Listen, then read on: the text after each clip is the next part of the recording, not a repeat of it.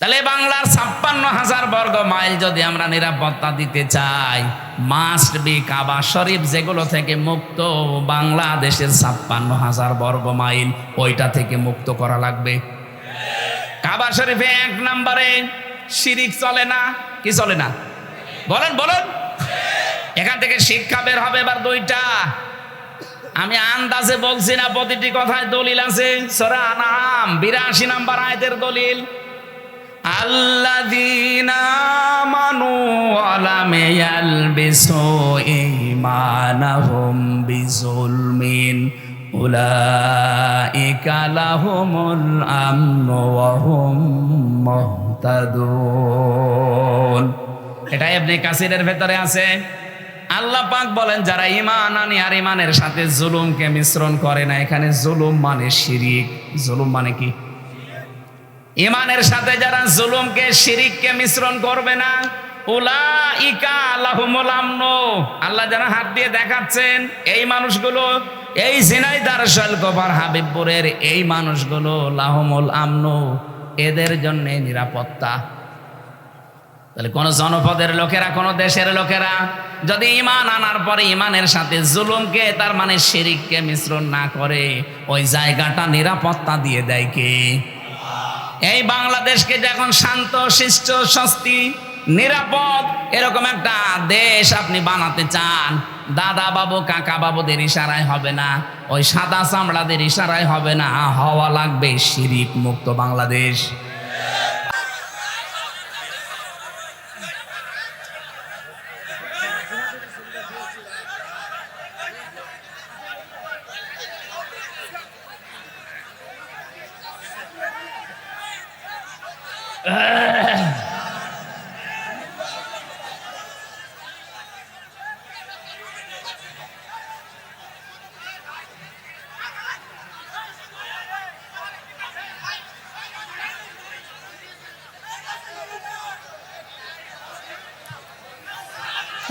কথা বন্ধ করেন, কথা বন্ধ করেন। এরা এখানে দাঁড়িয়ে থাকে কেন? এখানে বসা চায় না?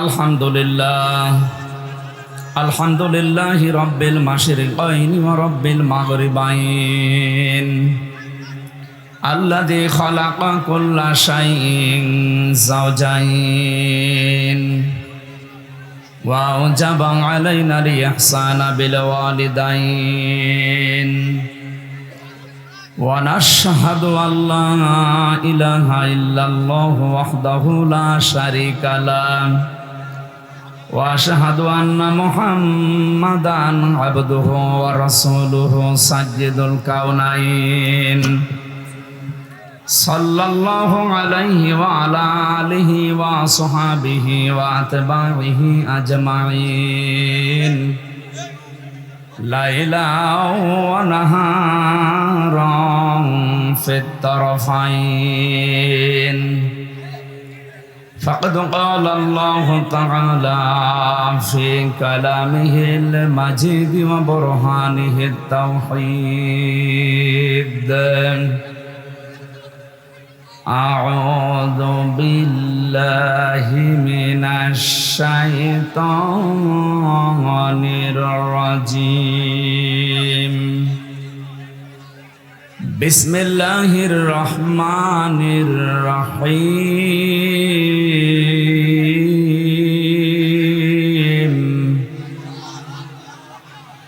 وضرب الله مثلا قرية كانت آمنة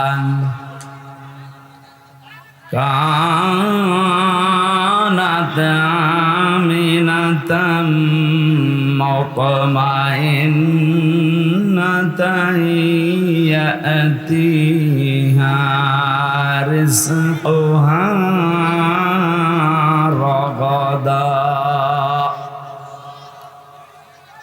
يأتيها رزقها رغدا رغدا من كل مكان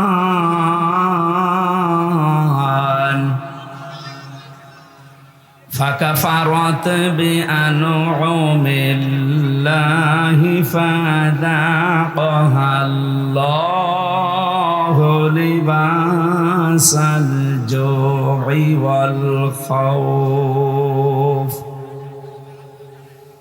فذاقها الله لباس الجوع والخوف بما كانوا يصنعون صدقت يا ربنا. عن أبي هريرة رضي الله تعالى عنه قال قال النبي صلى الله عليه وسلم عليكم بالجهاد في سبيل الله فإنه باب من أبواب الجنة رواه ابن ماجه. وقال تعالى في شأن حبيبي إن الله وملائكته يصلون على النبي يا أيها الذين آمنوا صلوا عليه وسلموا تسليما اللهم صل على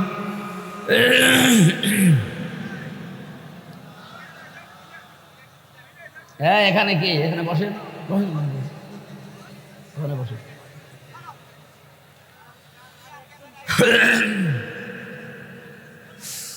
রাসূল আমার ভালোবাসা রাসূল আমার আলো আশা রাসূল আমার প্রেম বিরহের মূল আলোচনা রাসূল আমার কাজে কর্মের অনুপ্রেরণা। আলহামদুলিল্লাহ। বাংলাদেশের ঐতিহ্যবাহী জেলা ঝিনাইদহ শৈলকুপা থানার অন্তর্গত হাবিবপুর মাদ্রাসা প্রাঙ্গণে আব্দুল কাদের দারিস সুন্নাহ হাফিজিয়া মাদ্রাসার উদ্যোগে ঐতিহাসিক তাফসিরুল কোরআন মাহফিলের স্বনামধন্য সভাপতি অত্র মাদ্রাসার সম্মানিত মুহতামিম হাফেজ মাওলানা ইউনুস আলী দামাত বারকাতুহুমুল আলিয়া, মাহফিলের বিশেষ অতিথি ঝিনাইদহ জেলার কৃতি সন্তান বিশিষ্ট আইনজীবী রাজনীতিবিদ জনাব অ্যাডভোকেট আবু তৈয়ব রহমান, এতক্ষণ যিনি আলোচনা রাখলেন আপনাদের এলাকার সন্তান ইসলামিক চিন্তাবিদ শিক্ষাবিদ আমার বিশ্ববিদ্যালয়ের শ্রদ্ধাভাজন বড় ভাই জনাব মুফতি আশরাফ আলী ফারুকি আতালাল্লাহু উমরাহু ওয়া বারাকাল্লাহু ফি হায়াতি, বলেন আমিন। এখানে উপস্থিত আছেন ডাক্তার মমতাজুল করিম, মঞ্চে বসা যার মাধ্যমে এই মাহফিলে এসেছি আপনাদের এলাকার সন্তান, নিজের ছোট ভাইয়ের মতো ভালোবাসেন। জেলখানায় থাকা অবস্থা থেকে বিশ্ববিদ্যালয়ে থাকাকালীন এই সমস্ত এলাকাতে কোরআনের দাওয়াত নিয়ে আসতাম, যার সাথে যার মাধ্যমে বড় ভাই আলহাজ আরজান আলী দামাত বারকাতুহুমুল আলিয়া, মঞ্চে বসা আছেন আমার শ্রদ্ধাভাজন পিতা জনাব রিয়াজউদ্দিন সরদার, আমার এক চাচা এসেছেন আজকে চাচা শ্বশুর জনাব নজির আহমেদ। একটা লাল চা হবে না? যদি থাকে দেন। আরে ভাই এই জায়গায় সব দেশ জায়গায় দেখি সমস্যা হয়, এই জায়গায় এখানে কি সমস্যা? কি আপনি দাঁড়িয়ে থাকতে পারছেন না? কথা বলবেন না, আবার কথা বলেন। এই ইশারা দেওয়া যাবে না। না না, ওর বিবেক না থাকলে ইশারা দিয়ে কি করবেন? ও তো গন্ডারের চামড়া নিয়ে আসে। কে বলে শ্বশুর বাড়ি যাচ্ছিল, গন্ডার দেখে রাস্তার পাশে কাতো কুতু দিয়েছে, না কোনো হাসি নেই। 2-3 দিন শ্বশুর বাড়ি থাকার পরে আসার সময় ওই রাস্তা দিয়ে দেখে গন্ডার হাসতেছে। কি গো 3 দিন আগে কাতুকুতু দিলাম, আজকে হাসতেছো। গন্ডার বলছে ভাই এই 3 দিন সময় লেগেছে আমার কাতুকুতু লাগতে। তো ও তো একটা গন্ডারের মতোই। আপনি দেখেন কত মানুষ এখানে বসে আছে আর ও এখনো কথা বলছে। কি আশ্চর্য গো, কথা বলবে না ভাই?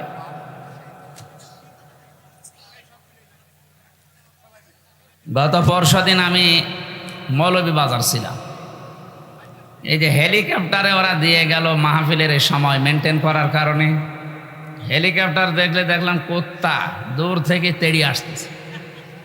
পাইলট আমার বলছে হুজুর একই কুকুর না আওয়ামী লীগ, এই কথা বলে তো। এখন ওরা আসলে নেই তো, কুকুর দেখে মনে করছে তো মনে হয় এইটাই ওইটা। এখন আবার ওরে আবার ওইটা বলা লাগবে নাকি? আমি আশা করছি আপনি কথা বলবেন না ভাই। মঞ্চে বসা সর্বজন শ্রদ্ধাভাজন ব্যক্তিবর্গ, বিশেষ করে আব্দুল ওহাব ভাই আপনাদের এলাকার সন্তান, বিভিন্ন রাজনৈতিক দলের নেতা এবং কর্মীরা বসে আছে এই মাহফিলে। সামনে বসা মুসলমান ভাইরা, পর্দার আড়ালের সম্মানিতা মা এবং বোনেরা, প্রশাসনের ভাইরা, প্রাণ প্রিয় ঝিনাইদহবাসী, আমি আজকে একটা নতুন বিষয়ে আলোচনা করব বসেছি। আল্লাহ যেন আমাকে তাওফিক ভিক্ষা দেন। সুবহানাকা লা ইলমা লানা ইল্লা মা আল্লামতানা ইন্নাকা আনতাল আলিমুল হাকিম। এটা ক্লাস চলছে। আমরা বিশ্ববিদ্যালয়ে ক্লাস করেছি 45 মিনিট 50 মিনিট ক্লাস নিত শিক্ষকরা। আমরা 1 ঘন্টা 15-20 মিনিট ক্লাস নেব। থাকবেন তো ইনশাল্লাহ? ক্লাসটা একটু লম্বা হবে, তারপরও আমরা বোঝানোর চেষ্টা করব কোরআনে কারিম থেকে। আমা তাওফিকি ইল্লা বিল্লাহ। যে আল্লাহ আমাদেরকে অনুষ্ঠানে নিয়ে আসলেন, কি সুন্দর করে সাজিয়েছেন দেখতে পাচ্ছেন না? নিজেদের বাড়ি ঘরও এরা এত সুন্দর করে সাজায় না। নবীজি জানিয়েছেন 3টা জায়গায় যদি কেউ টাকা পয়সা খরচ করে কিয়ামতে আল্লাহর সামনে দাঁড়িয়ে জবাব দেওয়া লাগবে না। তার ভেতরে 1 নম্বরে যারা কোরআন প্রচারে টাকা পয়সা ব্যয় করে। এদের সুযোগ পেলেই অন্তত 5টা টাকা হলেও যেখানে কোরআনের প্রচার হবে, কোরআনের শিক্ষা হবে, সময় থাকতে দিয়ে দেবেন। কারণ চোখ বন্ধ হলে ওইটা আর দেওয়ার মতো কেউ থাকবে না। এই কথা বলেন না কেন? যারাই আমরা আছি প্রত্যেকে নিজের হায়াতের জীবনে কোরআনের সাথে সম্পৃক্ত এমন কিছু কাজ করা দরকার। আহলুল কোরআনি হুম আহলুল্লাহি ওয়া খাসসাতু। যারা কোরআনওয়ালা মানুষ এরা আল্লাহওয়ালা মানুষ, আর এরা আল্লাহর পরিবারভুক্ত এবং খাস ব্যক্তি আল্লাহর কাছে। এই 15.5 বছরে প্রধানমন্ত্রীর কাছে কিছু কিছু খাস ব্যক্তি ছিল না? প্রধানমন্ত্রী, আমি এই 3 বারের প্রধানমন্ত্রী হয়েছে এই জন্য বলি নাই, উনি এর আগেও একবার ছিলেন, তখন নির্বাচনের মাধ্যমে হয়েছিলেন।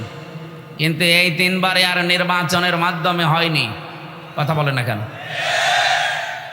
সিলেকশন হয়েছে না ইলেকশন?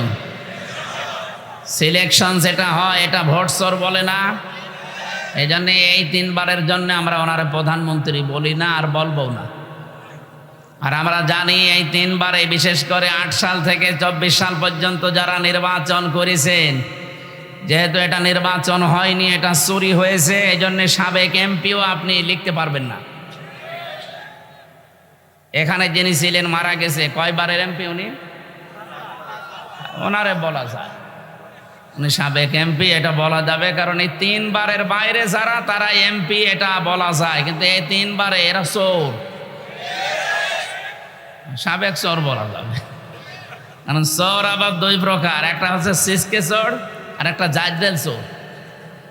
এই যে যারা মুরগি চুরি করে, মানুষের পকেট চুরি করে, এগুলো কি সিসকে চোর। আর যাদের বেগম পাড়ায় বাড়ি আছে, সাহেব পাড়ায় বাড়ি আছে, সাহেব পাড়ার বাড়ি আমি দেখে এসেছি মালয়েশিয়া। বেগম পাড়ার বাড়ি দেখতে কয়েকদিন পরে যাব ইন্ডিয়া কি কানাডায়। এরপরে যারা সুইস ব্যাংকে টাকা রাখে, দাদাদের কাকাদের কাছে যারা জিনিসপত্র পাঠায়,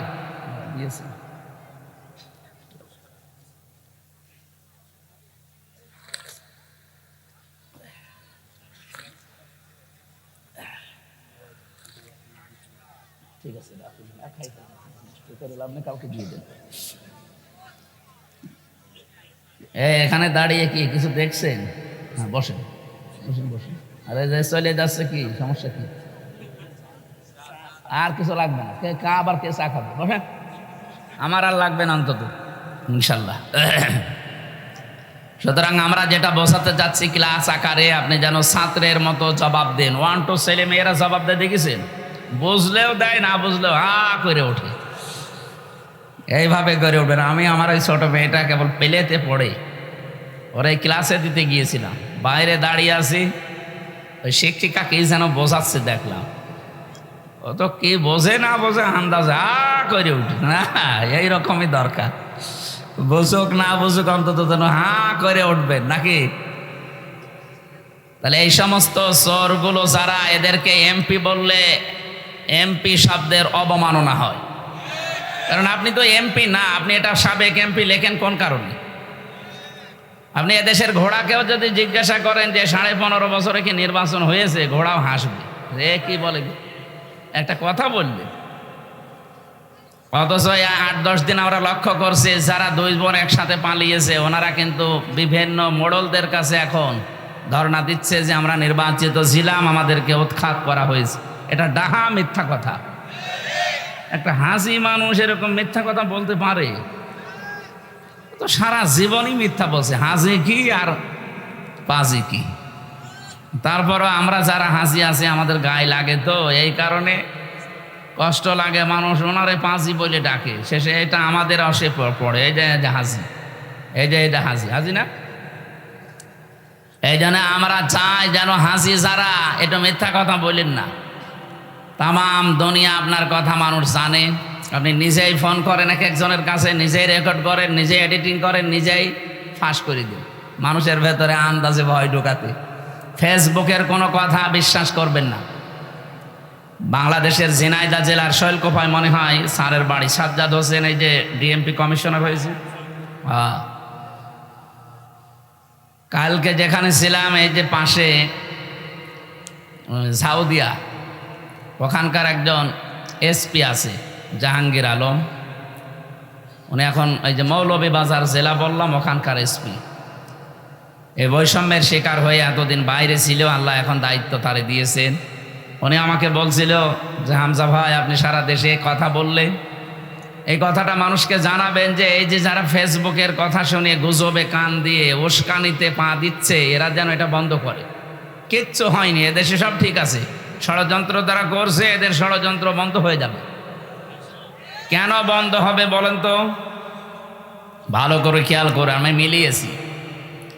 কোরআনে কারিম সূরা নমল 19 নাম্বার পারার 20 নাম্বার পৃষ্ঠার 6 নাম্বার লাইনের 50 নাম্বার আয়াতে আছে।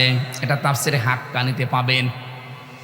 আল্লাহ পাক বলেন, ওয়া মাকারু মাকারা ওয়া মাকারনা মাকারা ওয়া হুম লা ইয়াশউরুন। খুব খেয়াল করে শব্দগুলো মিলাবেন। আল্লাহ বলেন ওরা ষড়যন্ত্র করেছিল, মাকরন মাজদার দিয়েছেন। নবী আপনি জানেন এদের ষড়যন্ত্র কেমন। অকদ মাকারু মাকরহুম ওয়া ইনদাল্লাহি মাকরুহুম ওয়া ইন কানা মাকরুহুম লিতাজুলা মিনহুল জিবাল। সূরা ইব্রাহিমের ভেতরে আল্লাহ আয়াতগুলো দিয়ে জানিয়েছেন, হে নবী ওদের ষড়যন্ত্র এমন কঠিন এবং ভয়ঙ্কর ছিল, এত মজবুত ষড়যন্ত্র ওরা করেছিল যে পাহাড় পর্যন্ত তার জায়গা ছেড়ে দিয়ে চলে যাবে। শব্দের অর্থ খেয়াল করেছেন, কত ভয়ঙ্কর শব্দ আল্লাহ দিয়েছেন, যে পাহাড় পর্যন্ত ওদের ষড়যন্ত্রের কারণে নিজের জায়গা ছেড়ে দিয়ে চলে যাবে। অথচ পাহাড় বুঝি না আমরা। আল্লাহ পাক বলেন, ওয়া ইলাল জিবালি কাইফা নুসিবাত। আপনি পাহাড়ের দিকে একটু তাকান না কেন? এ পাহাড়কে আমি জমিনের ভেতরে ব্রেক করে গেঁথে দিয়েছি, পেরেক স্বরূপ। এটা গজাল পেরেক। এই যে এই কাঠের উপরে ব্রেক মারা আছে, এই যে ব্রেক দেখা যাচ্ছে, এই ব্রেকের মাথাটুকু শুধু দেখা যায়, ভেতরে যা আছে এ উপরের এই মাথার চাইতে কি কম না বেশি? বেশি মানে 20 ভাগ বেশি। ভেতরে কাঠের ভেতরে যদি 20 ভাগ প্রবেশ করে, উপরে হয়তো 1 ভাগ একটু একটু দে, সামনে যে ভেসে আছে মাত্র 1 ভাগ, 19 ভাগ নিচে গেড়ে গেড়ে গেছে। আল্লাহ পাক বলেন, জমিনে আমি পাহাড়গুলো ঠিক এভাবেই লাগিয়ে দিয়েছি যেমন নড়াচড়া না করে। তার মানে পাহাড় আমরা দেখতে পাই, যেটা কয়েকদিন আগে পঞ্চগড়ে থেকে তাকালাম হিমালয়ের দিকে ৩৬,০০০ ফিট। এদের জন্য মাটির উপরে থাকে। সৌদি আরবে এমন এমন পাহাড় যেখানে নবীজি লুকিয়েছিলেন। ওটা ৩.৫ ঘন্টা সময় লেগেছিল আমারই ১৬ সালে, তাও তো তখন আর একটু শক্তি ছিল। আরে রমজানে আমি এবার গিয়ে একা একা ওই সময় উঠেছিলাম, এখানে কোরআনে কারিম নাজিল হয়, ওই সময় লেগেছিল ১ ঘন্টা ৫ মিনিট।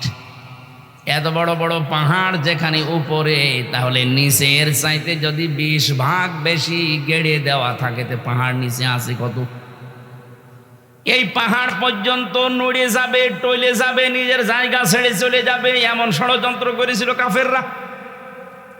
১৫০০ বছর আগে মোহাম্মদুর রাসূলুল্লাহর সময় আবু জেহেল ১৪টা ষড়যন্ত্র করেছিল নবীর বিরুদ্ধে। এটা সিরাত ইবনে হিশামের ভেতরে পাবেন। আর এই ১৫.৫ বছরে যারা ২ জন পালিয়েছে, ওনাদের ষড়যন্ত্র আমি হিসাব করে পেয়েছি ১৫টা। তাহলে আবু জেহেলের চাইতে ১ কাঠি উপরে। ফেরাউনের জীবনী পড়েছিলাম, ওই সময় সে ৬ জন জাদুকরকে হত্যা করেছিল। কেউ লিখেছে ৭ জন।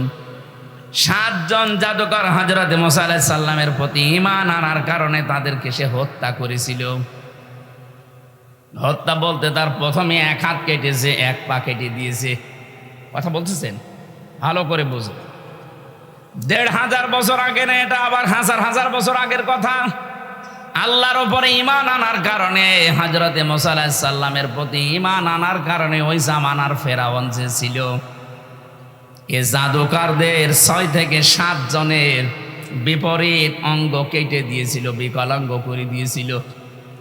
অথচ আমরা দেখলাম এই ২৪ সালের ৫ই আগস্টের আগ পর্যন্ত যারা দায়িত্বে ছিল ওরা ৭ জন না, প্রায় ২৭৮০ জন মানুষের হাত, পা, চোখ, অন্ডকোষ কেটে ফেলা লেগেছে।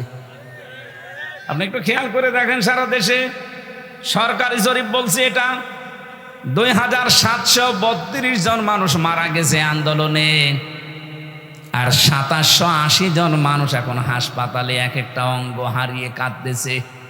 কেউ হাত হারিয়েছে, কেউ পা হারিয়েছে, কেউ চোখ হারিয়েছে, কেউ অন্ডকোষ হারিয়ে ফেলেছে। আপনি একটু মিলান, ফেরাউন যদি মাত্র ৭ জনের বিপরীত হাত আর পা কেটে দিয়ে এই ইতিহাস হয়ে থাকে, ফেরাউনের নাম শুনলে মানুষ এখন ঘৃণা করে। যাদের কারণে ২৭৮০ জন মানুষের অঙ্গ প্রত্যঙ্গ কাটা পড়ে গেল, এরা বিকলাঙ্গ হয়ে গেল, বলেন তো এরা কত বড় ফেরাউন? এই মোবাইলে কথা বলেন না রে, আপনি তো শুনছেন না।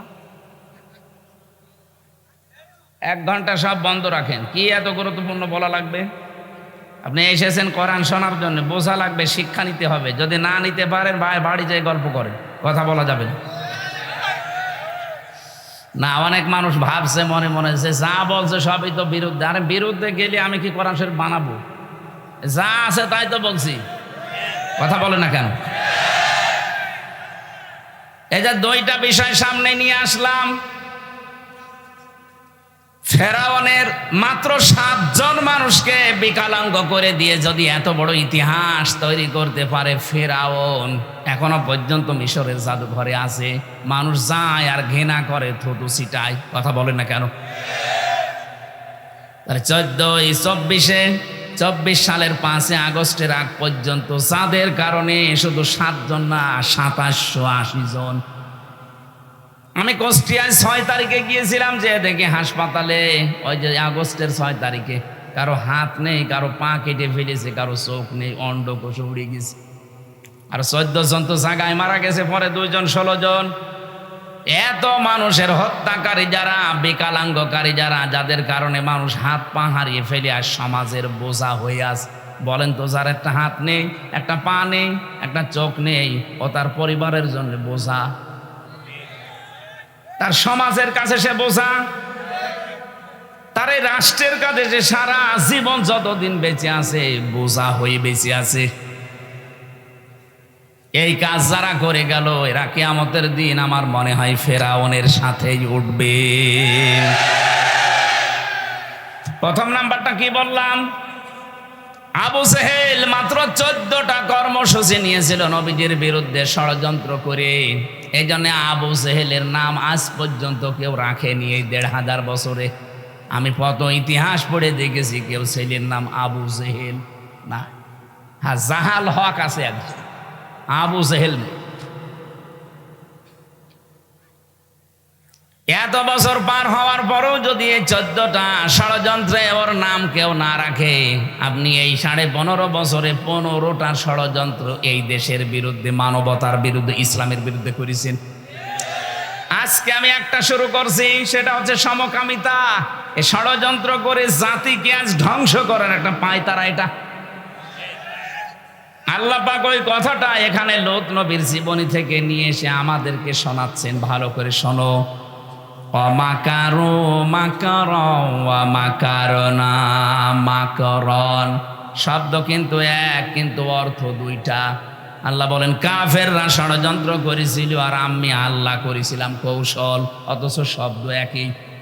বলে কাফেরদের বেলায় যেটা ষড়যন্ত্র, আল্লাহর বেলায় সেটা কৌশল। এই পৃথিবীতে বাংলাদেশে ইসলাম কায়েমের জন্য আমরা যা করি এটা হচ্ছে জিহাদ, আর ওরা যা করে ওইটার নাম সন্ত্রাস।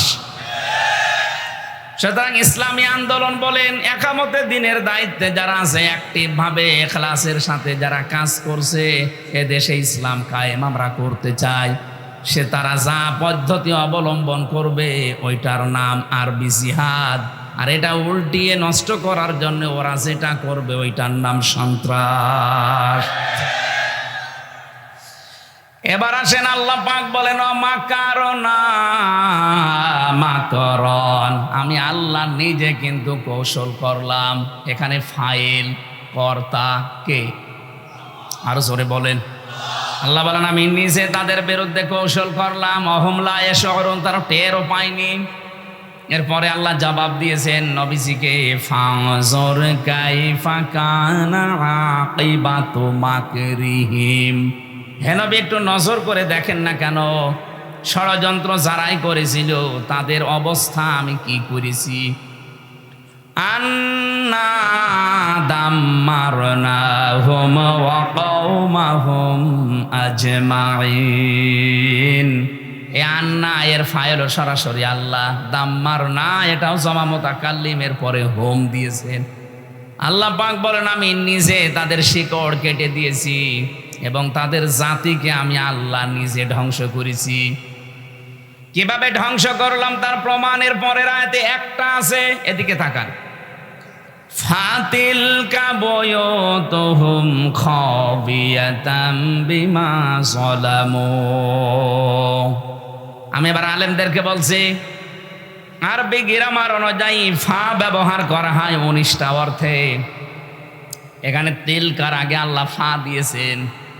মনে হচ্ছে আল্লাহ পাক নিজের কুদরতি আঙ্গুল দিয়ে নবীজিকে বলছেন, নবী এই সেই ঘর।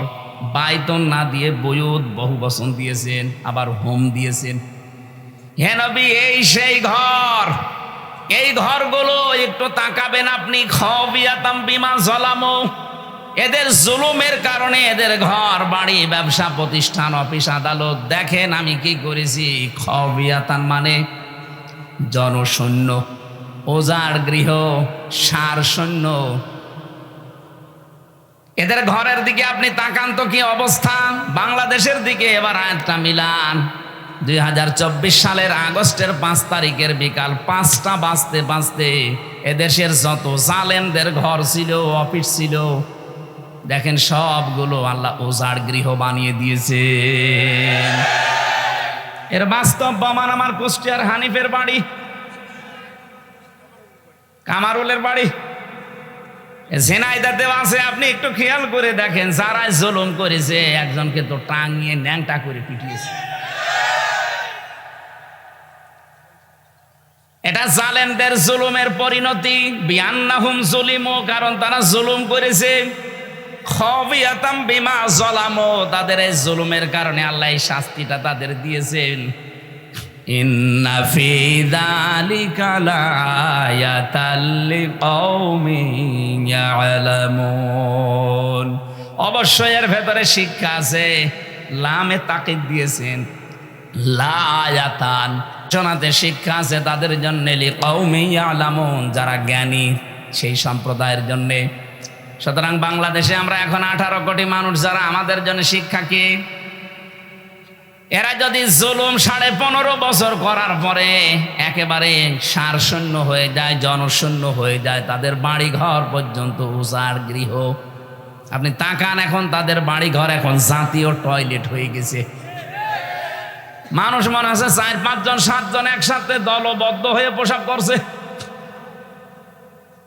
তাহলে আগামীতে কেউ যদি এই চেয়ারে বসে, তারাও যদি এভাবে জুলুম আরম্ভ করে, তাদের বাড়ি ঘর আল্লাহ এভাবে সারশূন্য, জনশূন্য, উজাড় গৃহ বানিয়ে দেবে। বুঝেছেন কারা কারা? হাত তোলেন তো। আলহামদুলিল্লাহ, কাজ হচ্ছে। আর বোঝেননি কারা? হাত তোলেন তো। ওই যে একজন, ওটার মাথা তার কাটা আছে। হ্যাঁ, ওটাকে অনেক মামু নাকি? আপনার সে একজন ছিল না, সে মোটা মতো কি আরাফাত নাকি? কই সে কই? ওরা মনে হয় আরাফাত হবে না। আমি যেটা বোঝাতে চাইলাম এতক্ষণ, এই যে 5-7 মিনিট আমি আন্দাজে কথা বলছি না, এটা কোরআন দিয়ে দলিল দিলাম। এটা হাজার হাজার বছর আগে লোক নবীর কাহিনী আল্লাহ শুনিয়েছেন এইভাবে। যদি কেউ এরকম আগামী 5 বছর করে চেয়ার পেয়ে, তাদের বাড়ি ঘরও কিন্তু এই হানিফ সাহেবের মতো হবে ইনশাআল্লাহ। এই জন্যে সমকেড়াবেন, সাবধান। আমার ভাইরা, যে কথা তোলার জন্য পর্যন্ত এসেছিলাম, কোরআনে কারীম যারা শুনতে এসেছি, এই পৃথিবীর শ্রেষ্ঠ নিয়ামতের ভেতর এইটা একটা। আল্লাহ পাক বলেন, আমার পক্ষ থেকে যত নিয়ামত আমি দিয়েছি, সব চাইতে বড় নিয়ামতের নাম 3টা। 1 নম্বরে কোরআনে কারীম, কুল বিফাদলিল্লাহি ওয়া বিরহমাতিহি ফাবিযালিকা ফালিয়াফরাহু হুয়া খায়রুম মিম্মা ইয়াজমাউন। রব্বুল আলামিন সূরা ইউনূসের 58 নম্বর আয়াতে জানিয়েছেন, নবী আপনি বলুন, তামাম দুনিয়া যা পেয়ে আনন্দে আছে থাক, আমি আল্লাহর কাছে কিন্তু কোরআন শরীফ শ্রেষ্ঠ সম্পদ। সুতরাং কোরআন যারা পেয়ে আনন্দে আছে, খুশি হয়েছে, তারা দুনিয়ার সব কিছুর তুলনায় শ্রেষ্ঠ সম্পদ পেয়েছে। আজকের এই আলোচনার সাথে সম্পর্ক কিসের? আরো জোরে বলেন। এই যে সুন্দর করে সাজিয়েছে, কিসের কারণে? শুধু হামজা আসবে এই জন্য সাজাতো। কতবার তো হামজা এমনিতে ওহাব ভাইয়ের বাড়ি, আরজান ভাইয়ের বাড়ি এসেছে, কই সাজাইতো নি? আজকে এসেছে কোরআনের জন্য, এই জন্য এত সাজগোজ। এই জন্য দুনিয়া থেকেও যদি কোরআনের প্রচারে, কোরআনের প্রসারে, কোরআনের শিক্ষায়, কোরআন কায়েমে টাকা খরচ করে, কিয়ামতের দিন ওই টাকার হিসাব আল্লাহ নেবেন না। 2 নম্বরে কেউ যদি পরিবারস্থ লোকদের জন্য তাদের জায়েজ কাজ মেটাতে খরচ করে, ওই টাকার হিসাব দেওয়া লাগবে না। 3 নম্বরে যদি কেউ জিহাদের ময়দানে কাজ করে, ওখানে যদি আপনি যেতে নাও পারেন, ওদের পেছনে খরচ করলে ওই টাকারও হিসাব দেওয়া লাগবে না। তাহলে হিসাব হবে না কয়টা জায়গায় টাকা খরচ করলে? আরো জোরে। 1 নম্বরে কোরআনের কারণে, 2 নম্বরে পরিবারস্থ লোকদের জন্যে, 3 নম্বরে জিহাদের ময়দানে যারা কাজ করে তাদের জন্যে। আশা করছি আমার কথার অর্থ আপনি বুঝেছেন। কথা বলেন না কেন? কিন্তু আজ আমরা এই সমস্ত জায়গায় আনন্দ পাই না, খুশি না। আমরা আনন্দ করি অনেকে সুদ খেয়ে। না, এদেশে সুদ নেই। এখানে বহু মানুষের চেহারা দেখে বোঝা যাচ্ছে এরা টাকা ছেড়ে রাখে আর টাকা আসে। 1000 টাকা ছেড়ে রাখে, মাসে মাসে 1100 টাকা করে পায়। কি কথা বলছেন? এটা মায়ের সাথে সুদ খাওয়া, জেনা করার গুনাহ। কল্পনায় যেটা আসে না সেই কাজ আপনি করতেছেন, আর আপনি নামাজ পড়েন। এই জন্য এই কাজে যারা আছেন, টাকা ছেড়ে রাখেন, টাকা আসে। অনেকে বলে আমি লাভ খাই, ইন্টারেস্ট খাই, জিনিস একই। কথা বলে না কেন? ও টয়লেটও যার নাম, গো তার নাম, জিনিস আলাদা। জিনিস তো একই, নাম আলাদা দিলেই হবে। যারা খাচ্ছেন আশা করছি আজকের এই দিন থেকে এটা ছেড়ে দেওয়া লাগবে। কারা কারা ছেড়ে দিতে রাজি আছেন হাত তোলেন তো। তার মানে এই এলাকায় অনেকে খাচ্ছে, ঠিক আছে। বাবা শাহজালাল সব হালাল না, ঝিনাইদহ জেলায় খাচ্ছেন যারা ছেড়ে দেবেন। ব্যাংকিং ব্যবস্থা বাংলাদেশে যেগুলো আছে, অর্থনীতি, এটা যে ইবাদত অনেকে জানেই না, মনে করে এ দুনিয়ার কাজ না। সোনালী, চৈতালি, এই যে সমস্ত ব্যাংকগুলো আছে না, সোনালী, রূপালী, অগ্রণী, চৈতালি, এ ব্যাংকের চাইতে ইসলামী ব্যাংকে কারবার করা ইমানের দাবিতে 100% স্বচ্ছ। আপনি যদি ওই সমস্ত ব্যাংকে কারবার করেন, বলো ঔষধ এ ঔষধ, এটা কাফেরদের কথা। ওয়াহাল্লাল্লাহুল বাইআ ওয়া হাররামার রিবা, আল্লাহ ব্যবসাকে হালাল করেছে আর সুদকে হারাম করেছে। ওই জামানায় কাফেররা বলতো সুদও যা ও ব্যবসাও তা। এখন অনেকে আজ বিভিন্ন জেনারেল ব্যাংকের সাথে ইসলামী ব্যাংক মিলিয়েছেন। আরে ভাই, এতদিন এই শয়তান, এই জালেমরা 15.5 বছরে ইসলামী ব্যাংকে হাত দিয়ে ওরা 75,000 কোটি টাকা আত্মসাৎ করেছে। ইসলামপন্থী এদেশের জনগণের ঘাম ঝরানো টাকাগুলো এই ব্যাংকটা প্রতিষ্ঠিত হয়েছিল। এদেশের শরিয়া ব্যাংক আছে, শরিয়া বোর্ড আছে এই ব্যাংকের জন্য। গোনা যদি হয় তাদের হবে, আপনার অসুবিধা নেই। নবীজি 13 বছর মক্কায় নামাজ পড়েছিলেন, কাবা শরীফে, না পড়েননি? আর 10 বছর পড়েছিলেন কোথায়? মদিনায়। বলেন, এই যে 13 বছর তিনি নামাজ পড়লেন মক্কায়, ওই সময় কাবা শরীফের ভেতরে মূর্তি ছিল না? কয়টা? 360টা। কয়টা? কি মনে হয় আপনার বলেন? 360টা মূর্তি সামনে নিয়ে নবীজি নামাজ পড়লেন, ওনার নামাজ হয়েছে? এ বলছে না, এ বলছে হা। কি বলেন, আপনার কি মনে হয় ওনার নামাজ হয়েছে না হয়নি? কেন হয়ে গেল নামাজ? কারণ উনি অপারগ ছিলেন। এই 13 বছরে একটা মূর্তিও সরানোর ক্ষমতা ওনার। বলেন বলেন, যখন ক্ষমতা পেয়েছেন মদিনার প্রেসিডেন্ট হয়ে, একটা মূর্তি ছিল আর? সবগুলো দিয়ে আলীকে দিয়ে ভাঙিয়েছেন, নিজে ভেঙে ভেঙে ফেলে দিয়েছেন। যে যতদিন পর্যন্ত দেশে যাকাত ভিত্তিক অর্থনীতি কায়েম না হবে, ততদিন আপনি ইসলামী ব্যাংকে নির্দ্বিধায় কাজ করেন, কোনো গোনা নেই, গোনা হলে ওদের হবে। শরীয়তের কিছু নিয়ম নীতি, ইসলামিক অর্থনীতির যেগুলো মেনে অন্তত চলছে, তারা চেষ্টা চালাচ্ছে। 100% সম্ভব না, কারণ যতদিন রাষ্ট্রে যাকাত কায়েম না হবে রাষ্ট্রীয়ভাবে, ততদিন এদেশে যদি ফেরেশতাও ব্যাংক চালায়, তার ওষুধ খাওয়া লাগবে। এই জন্য যতদিন কায়েম না হয়, নবীজি যেমন রাষ্ট্রপতি যতদিন না হয়েছেন, ততদিন মূর্তির সামনে নিয়েই, বলেন না কেন, মূর্তির সামনে নিয়েই আমরা যতদিন ইসলাম কায়েম করতে না পারি, ততদিন পর্যন্ত কাজ কারবার করলে ইসলামী ব্যাংকে করবেন। এদের মোশারাকার সিস্টেম আছে, মোদারাবা আছে, মোরাবাহা আছে, বায়ে সালাম আছে, বায়ে মুআজ্জাল আছে, বায়ে ইস্তেসনা আছে, বায়ে ওয়াহেদা আছে, অনেকগুলো নিয়ম নীতি আছে, বরাবর প্রকার ভেদ আছে। নবীজি নিজে মোদারাবা করেছিলেন খাদিজাতুল কুবরার সাথে। খাদিজা টাকা দিয়েছে, নবীজি শ্রম দিয়েছে। কথা বলছে না? জিজ্ঞাসা করেন যারা আলেম আছে, খাদিজা অর্থ দিয়েছিলেন, নবীজি শ্রম দিয়েছিলেন। ব্যবসা করেন উনি, এটার নামই তো মোদারাবা। ইসলামী ব্যাংক এইটা করে। যদি গোনা হয় এরপরও ওনাদের হবে, আপনার চিন্তা নেই। এরপরও যারা সুদ খাচ্ছে, আপনি বললেন যে আমি ছেড়ে দেব, কয়েকদিন পরে কিন্তু আমি আবার আসতেছি। এই যে ঝিনাইদহ কি দারুস সালাম না কি মাদ্রাসা, ওটা হয় আপনাদের, ওটার নাম কি, রিয়াজুল জান্নায় আসবো সামনে মাসে। এটা ডিসেম্বর জানুয়ারির হয়তো 13 তারিখ মনে হয়। ওই জায়গায় কথা বলবো ইনশাল্লাহ, ওই দিন অর্থনীতির ওপরে। আজকে আমার সাবজেক্টটা আলাদা।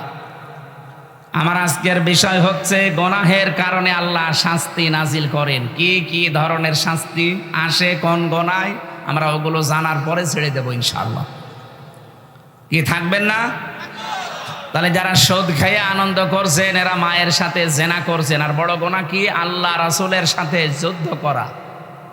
এইটা করে অনেকে আনন্দে আছেন। অনেক মানুষ দেখা যায় তারা এতিমের মাল আত্মসাৎ করে আনন্দে আছে। আল্লাহ পাক বলেন, ইন্নাল্লাযীনা ইয়াকুলুনা আমওয়ালাল ইয়াতামা যুলমান, ইন্নামা ইয়াকুলুনা ফি বুতুনিহিম নারা ওয়া সায়াসলাউনা সাঈরা। জোরে বলেন আল্লাহু আকবার। আল্লাহ রাব্বুল আলামিন বলেন, পৃথিবীতে নিশ্চয় যে বা যারা এতিমের মাল সম্পদ খাচ্ছে ভবিষ্যতেও খাবে জুলমান, জুলুম করে। এখানে জুলমান শব্দের অনেকগুলো ব্যাখ্যা লেখা আছে, ফাঁকি দিয়ে না বলে বিভিন্ন কায়দা কৌশল করে, এমনকি উল্টা পাল্টা করে তার জমি জায়গা লিখে নেওয়া, এইটা জুলুম। আজ অনেকে ভাইয়ের জমি লিখে নেন ফাঁকি দিয়ে, এটা কি জুলুম? বলেন না কেন? সে হয়তো আপনার কাছে অসহায়, আপনি বড় ভাই, সে ছোট ভাই, আপনি লেখাপড়া জানেন, যোগ্যতা আছে, সে হয়তো মূর্খ মানুষ, জানে না, বিশ্বাস করে এমন কায়দা করে টিপসই নিয়ে তাকে আপনি ফকির করে দিলেন। এরপরে যে সম্পদের মালিক হলেন, টাকা পয়সা জমি জায়গা, এখান থেকে যে ফসল আসে, টাকা পয়সা কামাই হয়, এইটা যারা খায়, ইন্নামা ইয়াকুলুনা ফি বুতুনিহিম নারা, ওরা যেন পেটের ভেতরে জাহান্নামের আগুন ঢোকাচ্ছে। বলেন নাউজুবিল্লাহ। বাংলাদেশে হিসাব করলে মানুষ পাওয়া যাবে না, যাবে না? বলেন, বাংলাদেশ লাগবে না? এখানেও আছে না নেই? কারা কারা এতিমের মাল এভাবে ভাইয়ের মাল, বোনের মাল, নিজের মেয়ের মালও পর্যন্ত আত্মসাৎ করছেন? যারা শরীক ফাঁকি দেন মানুষের, দুইটা গোনা হবে আপনার। এক নম্বরে আপনার চেহারার উজ্জ্বলতা আল্লাহ নষ্ট করে দেবে। দেখবেন এলাকায় যারা শরীক ফাঁকি দিয়েছে, ওদের চেহারার ভেতরে আল্লাহ নূর তুলে নিয়েছে। এখানেও আছে, আমি চেহারা দেখলেই বলতে পারবো শরীক ফাঁকি দিয়েছে। আপনি দাঁড় করান লাইন দিয়ে, দেখলেই বোঝা যাবে যে হ্যাঁ ও মেরে খায়। এক কথা বলছেন এখন। দ্বিতীয়টা কঠিন, মরণের সময় আপনার ঈমান নসিব হবে না, আপনি বেঈমান হয়ে মারা যাবেন। আপনি ভাগ্যে, বোনকে, অন্যকে ফাঁকি দিয়ে বিশাল সম্পদের পাহাড় তৈরি করে গেলেন। কি হবে আপনার এই সম্পদ? বাস্তবতা কি বলে বলেন? আপনি 200 বিঘা জমির মালিক, এদিকে থাকান, 500 বিঘা জমি আপনি তৈরি করে গেলেন, 100 বছর পরে তো আপনার থাকবেন না, নাকি? বলেন বলেন, বিবেক দিয়ে ভাবেন। 200 বছর পরে আপনি আবার দুনিয়ায় আসলেন, 100 বছর পরে মরে গেলেন, 200 বছর পরে আসলেন, মাত্র 300 বছরের ব্যবধানে যদি এই 500 বিঘা জমি আপনার ছেলের ছেলের ছেলে, যারা 3 পুরুষের পরে, এরা ব্যবহার করবে কি? আপনি যদি এসে বলেন যে এগুলো আমি কিনেছিলাম, এ বাড়ি আমার, দাঁত মুখ খুলে ফেলবে। ইয়ার কি মারো কে তুমি? তোমার যদি থাকার জায়গা না থাকে, শৈলকুপা বাজার মসজিদের বারান্দায় রাত থেকে ফটো, এখানে আর জায়গা নেই। এটাকে হাসির খোরাকি দিলাম? চিন্তায় তো মাথা নত হয়ে যাওয়ার কথা, যে কি শুনছি, কার জন্য আমি করলাম। আর যারা ঘুষ খায়, কি করছেন আপনি ঘুষ খায়? বিশাল বিশাল ফ্ল্যাটের মালিক হবেন, জমি জায়গা, টাকা পয়সার আপনি সম্পদের পাহাড় তৈরি করে রাখলেন। আপনি মাত্র 200 বছর পরে ফিরে আসেন, এই ফ্ল্যাটের জীবনও আপনাকে আর উঠতে দেবে না।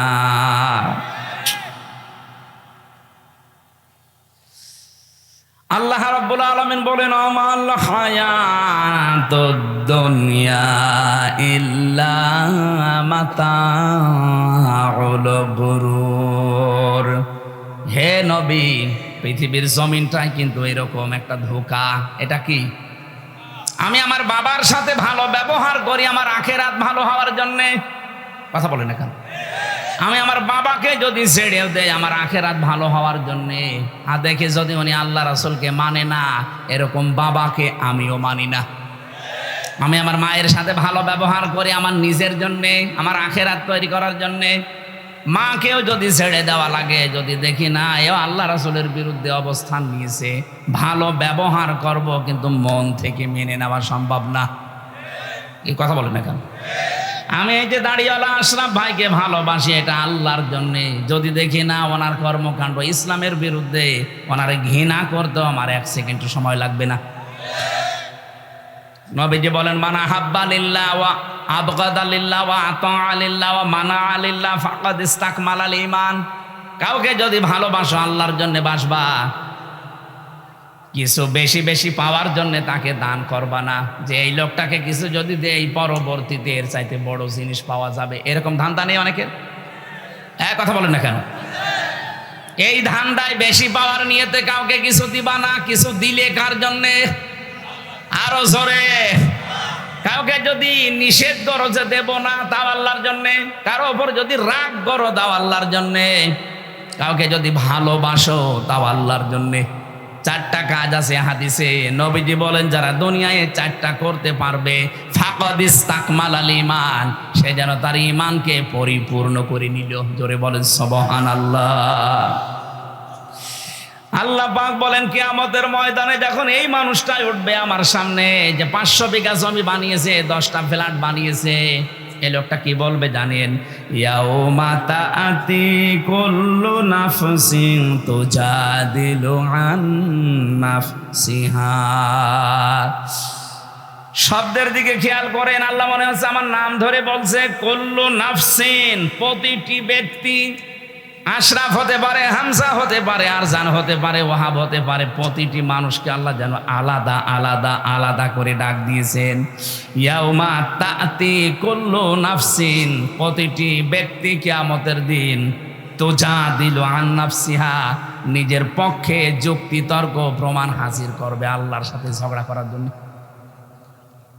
আল্লাহর কাছ থেকে বাঁচার জন্য যুক্তি প্রমাণ রেডি করবে, যে আমি এই কারণে করেছিলাম, আমি নামাজ পড়তে পারি না আমার সন্তানের কারণে, কারণ তাকে সুখে রাখতে গিয়ে আমি সারা দিন মাঠে কাজ করেছি, সেজদা দেওয়ার সময় পাইনি। এটা যুক্তি।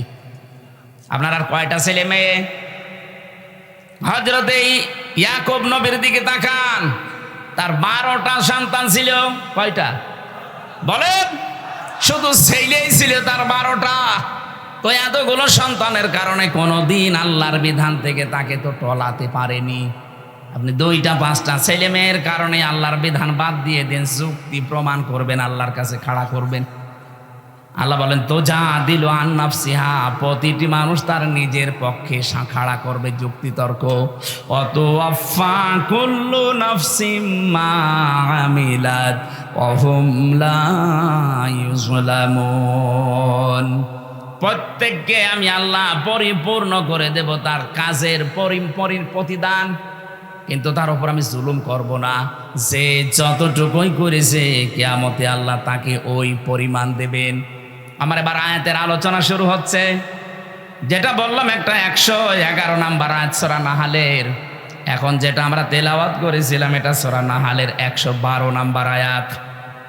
এই আয়াতের ভেতরে আল্লাহ একটা কারিয়া, একটা জনপদ, একটা গ্রামের উদাহরণ দিয়েছেন আমাদের সামনে। খুব ভালো করে মিলাবেন। গ্রামটা এই হাবিবপুর হতে পারে। নির্ধারিত নাম আমি তাফসিরে পাইনি। কোন মুফাসসির হয়তো মক্কা নগরীর নাম দিয়েছেন, না, এটা ঝিনাইদহ জেলার শৈলকুপা থানার হাবিবপুর হতে পারে।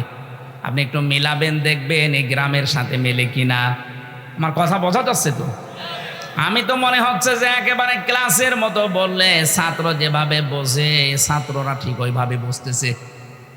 হ্যাঁ, কিছু যদি পাগল ছাগল থাকে 14 বার বুঝলেও বুঝবে না। ওরা বোঝাতে হলে কোরআন শরীফে হবে না, বুখারী শরীফে হবে না, কি লাগবে? বুখারী শরীফ। আপনারা কোরআন শরীফ, হাদিস শরীফ, বুখারী শরীফ দিয়ে যেহেতু বুঝে ফেলছেন, ভালো করে এবার বোঝেন। উপমা দিচ্ছেন, উদাহরণ দিচ্ছেন কে? আরো জোরে বলেন। এই জন্য উদাহরণ দিয়ে কোরআন বোঝালে মানুষ বোঝে ভালো। আল্লাহ পাক কোরআনে কারীম বোঝানোর ক্ষেত্রে বহু উদাহরণ কোরআনে সেট করেছেন, এমন এমন উদাহরণ দিয়েছেন। আজকে একটা উদাহরণ বলছি। ওয়াদারাবাল্লাহু মাসালান ক্বরিয়াতান, আল্লাহ পাক একটা গ্রামের উদাহরণ দিচ্ছেন, উপমা, দৃষ্টান্ত। খুব ভালো করে মিলাবেন। বললাম হাবিবপুর হতে পারে, এটা হাবিবপুর না? কি ছিল সেই গ্রামে? কানাত আমিনাতাম মুতমাইন্নাতান। 1 নম্বরে গ্রামটা ছিল নিরাপদ, 2 নম্বরে ছিল শান্ত নির্মল। তাহলে গ্রামের কোয়ালিটি পেলাম কয়টা? 1 নম্বরে নিরাপত্তা ছিল, 2 নম্বরে ছিল শান্ত। ইয়াতিহা রিজকুহা রাগাদাম মিন কুল্লি মাকান, বিভিন্ন এলাকা থেকে তাদের কাছে রিজিক আসতো, বিপুল পরিমাণে রিজিক তাদের কাছে আল্লাহ বিভিন্ন এলাকা থেকে বিভিন্ন কায়দায় পাঠাতেন। হয়তো ব্যবসার কারণে, বাণিজ্যের মাধ্যমে বিভিন্ন মানুষের মনের ভেতরে মায়া দয়া উদ্রেক করে দিয়ে। এতটুকু আল্লাহ শেষ করেননি, এইবার আসল কথা আল্লাহ জানাচ্ছেন, ফাঁকা ফারতে বিআনুমিল্লাহ। তারা যখন আল্লাহর এই নিয়ামতগুলোর সাথে কুফরি করেছে, আল্লাহর নিয়ামত পাওয়ার পরে যখন তারা ঢেকে ফেলেছে, ফাআযাকাহাল্লাহু লিবাসাল জুই ওয়াল খাউফ। আল্লাহ পাক তখন তাদেরকে শাস্তি দেওয়ার জন্যে মজা চাকাতে দুইটা আযাব পাঠিয়েছেন। এক নম্বরে তাদেরকে ক্ষুধা দিয়েছেন, দুই নম্বরে তাদেরকে ভয় দিয়েছেন। বিমা কানু ইয়াসনাউন, তারা যে কাজ করেছিল এর ফলশ্রুতিতে। বাংলা অর্থ বললাম, এবার আছেন তাফসিরে। আমার ভাইরা, মক্কা শহরের কেউ কেউ নাম দিয়েছেন এই কারিয়া, এই কারিয়া, এই গ্রামের নাম কেউ কেউ মক্কা দিয়েছেন। এই জায়গাটা পুরা আরব জাহানের ভেতরে তখন এমন শান্ত নিরাপত্তার চাদর ছিল কাবা শরীফ থাকার কারণে। রব্বুল আলামিন বলেন, অমাং দাখলাহু কানা আমিনা। এই ভালো করে এবার আমি যেখান থেকে যে পয়েন্ট বের করব, মনে করবেন ওখানে একটা নতুন শিক্ষা বের হবে। আছেন তো আপনারা? ইন্না আউওয়ালা বাইতি উবদিআ লিন-নাসি লাল্লাযী বিবাক্কাতা মুবারাকাও ওয়া হুদাল লিল আলামিন।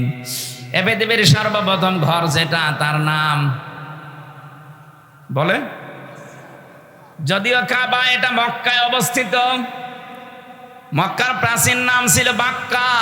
আল্লাহ কোরআনে কারিমে মাক্কাও দিয়েছেন, বাক্কাও দিয়েছেন। এই বাক্কায় সর্বপ্রথম যে ঘরটা, দুইটা কোয়ালিটি এ ঘরের। এক নম্বরে মোবারকান, এটা বরকতময়। পৃথিবীর কত জায়গায় তো যাই, কত জায়গা দেখি, একটা কালো গ্লাভ দিয়ে মোড়ানো আছে। আমার মনে হয় সব মায়া আল্লাহ ওর ভেতরে দিয়ে রেখেছে। অন্তত যারা বোঝে, উপলব্ধি করে মোবারকান শব্দটা, ওই আলেমগুলো যখন কাবার দিকে তাকায়, আমার মনে হয় অধিকাংশ আলেমের চোখ দিয়ে অঝরে পানি পড়ে। কত জিনিস তো তারা দুনিয়ায় দেখেছে, কিন্তু এর মতো সৌন্দর্য আমার আল্লাহ পৃথিবীতে আর কিছু দেয়নি। এবার রমজানে আমার বাবা মা, আমি আর আমার ওই যে মেয়েটা নিয়ে যেতে পারি নাই মাওয়াকে, আমরা যাব এবার ওমরায়। বাবা মাকে বলবো, আপনারা মুরব্বী মানুষ, রাত দিন সময় পেলেই কাবা শরীফের দিকে তাকিয়ে থাকবেন। পৃথিবীর একটাই জায়গা যেখানে তাকিয়ে থাকলে গুনাহ মাফ হয়ে যায়। বাড়ি যে কালকে বলবেন সুবহানাল্লাহ। যারা যেতে পারেন না, মনের ভেতরে আফসোস আকাঙ্ক্ষা তৈরি করেন, আল্লাহ রাব্বুল আলামিন মরণের আগে অন্তত কাবা দেখার তৌফিক দিও। এত মোবারক বরকতময় করে দিয়েছেন আল্লাহ। বারবার যারা কাবায় যাবে, নবীজি বলেন তাদের অভাব অনটন আল্লাহ দূর করে দেবে। এখানে সময় পেলে টাকা দিয়ে আপনি ব্যাংককে, হংকংয়ে, থাইল্যান্ডে, কানাডায় না যেয়ে, বেশি টাকা খরচ হয় না, অল্প কিছু টাকা দিয়ে কাবা শরীফটা দেখে আসবেন, আপনার জীবনের অভাব অনটন আল্লাহ দূর করবে। এতটুকু আল্লাহ শেষ করেননি। মোবারকান, এক নম্বরে বরকতময়, দুই নম্বরে হুদান, এটা হেদায়েতের মার্কাজ। লক্ষ লক্ষ মানুষ, 257টা রাষ্ট্রের মানুষ সেখানে যায়, 257টা দেশের মানুষ সেখানে যায়। এক একজন মানুষ এক এক রকম দেখতে। চাইনা মানুষগুলোকে দেখলে মনে হয় এলা আলাদা ভাবে আল্লাহ হাতে বানিয়েছে, মনে হচ্ছে যে হাতে বানিয়ে 100 মিল থেকে বানিয়ে নিয়ে এসেছে। এদের নাক মুখ, এদের চেহারা দেখলে 100 মিলের ভেতরে দিয়েছিল, কাঠ হয়ে চলে এসেছে। আফ্রিকার ওদেরকে যদি দেখি, হাড়ির তলা তো কি কালো। আমি 16 সালে যখন গিয়েছিলাম, ওই সময় ওই যে হাজরে আসওয়াদ যে পাথর, সোমা খেতে পারছিলাম না, এত চেষ্টা করার পর কাছে যাই কষ্ট কষ্ট করে, এমন এক ধাক্কা খায় 4-5 হাত দূরে। চিন্তা করলাম দেখি কি করা যায়, দেখি একেবারে মোষ আসতেছে, কালো, সেই রকম উঁচা লম্বা মোটা। ওই মহিলারে বললাম যে আমি ওই পর্যন্ত যেতে চাই, তার ভাষা বোঝে না, আমারে বলছে যে এই জায়গায় সেইতে ধরে রাখ। এইরকম মোটা মনে আছে, এক একটা দেয় না, আমার চাইতো প্রায় হাত খানিক লম্বা, সেই রকম মোটা ধরলাম হাত চেপে, ও গোয়ারের মতো, গোয়ার যেভাবে যায়, ওর হাতে মুখে কারো কিছু লাগলে মনে হয় ছিঁড়ে যাবে, মানুষ আগেই সাইড দিচ্ছে। আমার এই যে কাছে ফেলে দিয়ে বলছে এবার নিয়ে মাথা ঢোকা। এক একজন মানুষকে আল্লাহ এক এক রকম বানিয়েছে, বৈশিষ্ট্য ওগুলো দেখবেন, আল্লাহর কথা মনে হবে আল্লাহ এটাতে হেদায়েতের মার্কাজ। আসলেই রব্বুল আলামিন বলেন এটা শুধু বাংলাদেশের জন্য না, লিল আলামিন, বিশ্ববাসীর জন্য।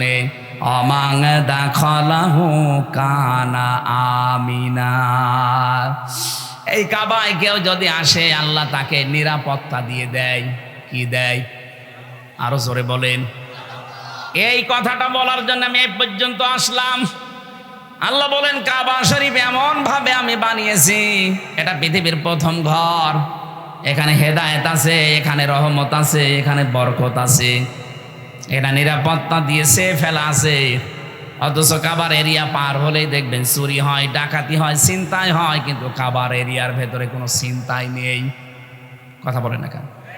কারণ এই জায়গাটা নিরাপত্তা দিয়েছেন কে? আরে বাংলাদেশ কি কাবা শরীফ? বলেন না কেন? এটা কাবা থেকে ৬,০০০ কিলোমিটার দূরে।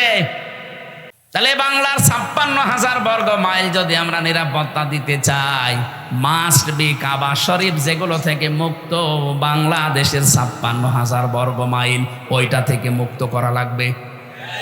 কাবা শরীফে ১ নম্বরে শিরিক চলে না। কি চলে না? বলেন বলেন। এখান থেকে শিক্ষা বের হবে এবার ২টা। আমি আন্দাজে বলছি না, প্রতিটি কথায় দলিল আছে। সূরা আনআম ৮২ নম্বর আয়াতের দলিল, আল্লাযীনা আমানু ওয়া লাম ইয়ালবিসু ঈমানাহুম বিযুলমিন উলাইকা লাহুমুল আমনু ওয়া হুম মুহতাদুন। এটা ইবনে কাসিরের ভেতরে আছে। আল্লাহ পাক বলেন যারা ঈমান আনে আর ঈমানের সাথে জুলুমকে মিশ্রণ করে না। এখানে জুলুম মানে শিরিক। জুলুম মানে কি? ঈমানের সাথে যারা জুলুমকে শিরিককে মিশ্রণ করবে না, উলাইকা লাহুমুল আমনু।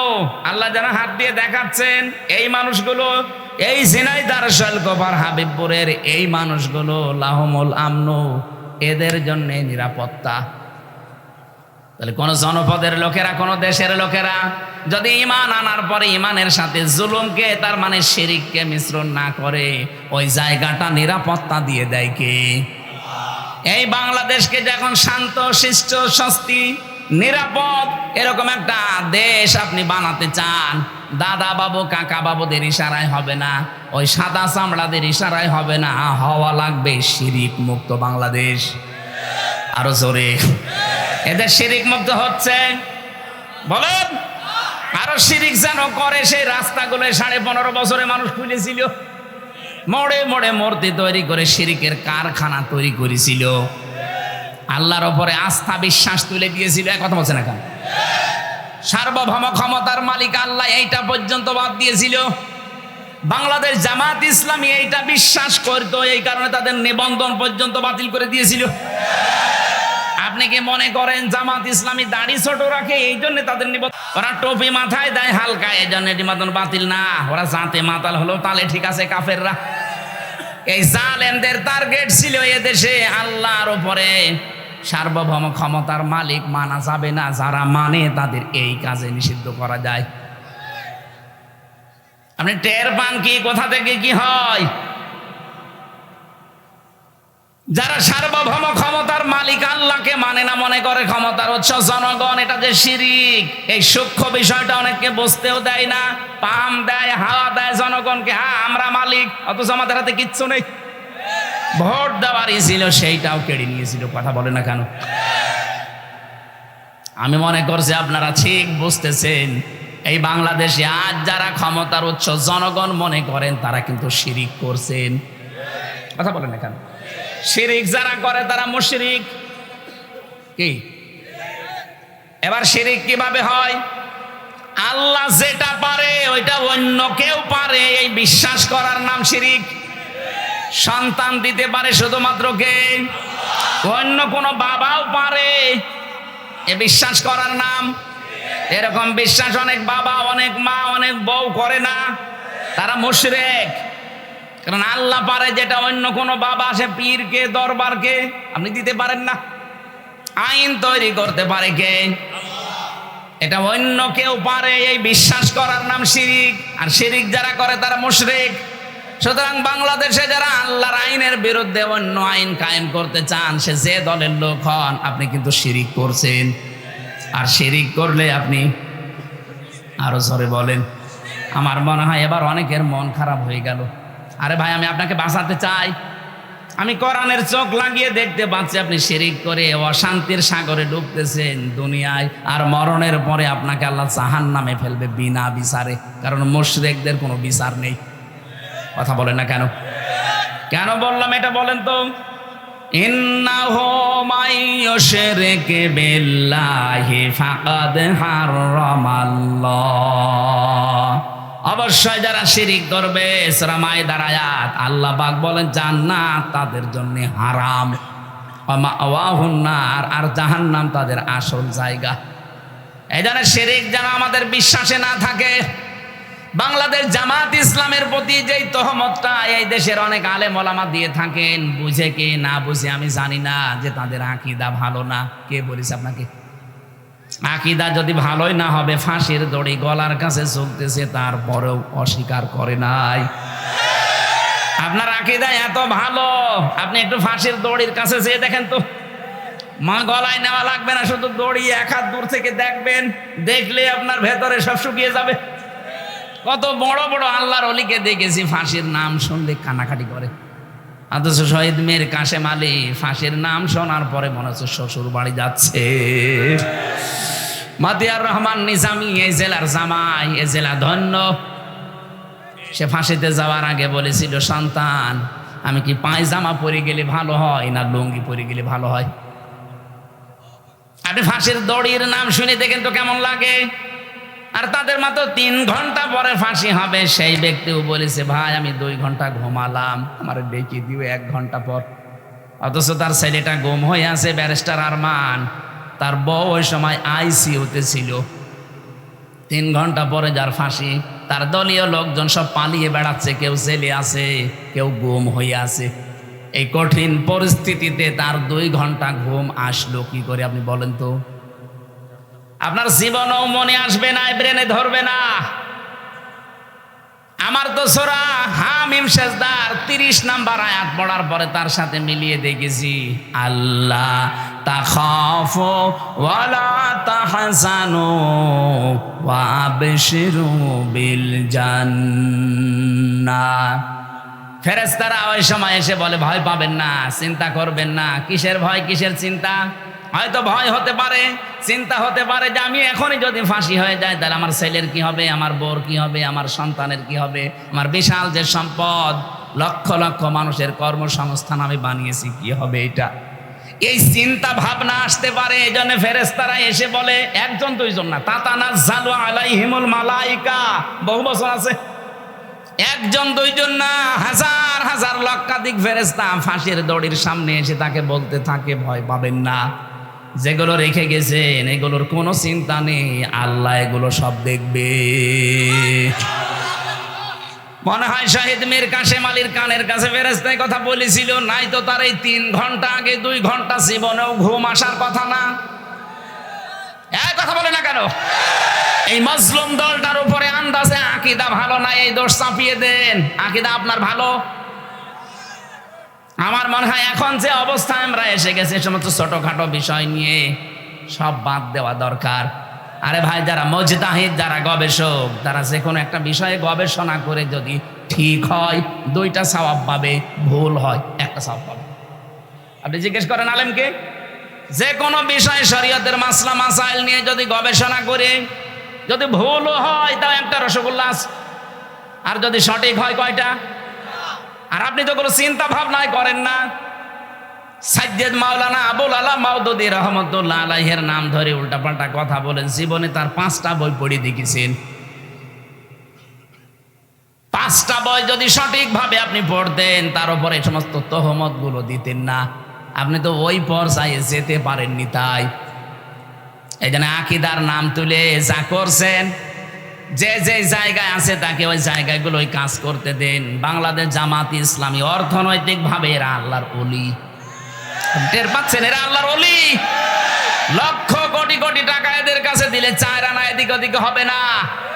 বাংলাদেশে অন্য কারো কাছে দিয়ে দেখেন তো।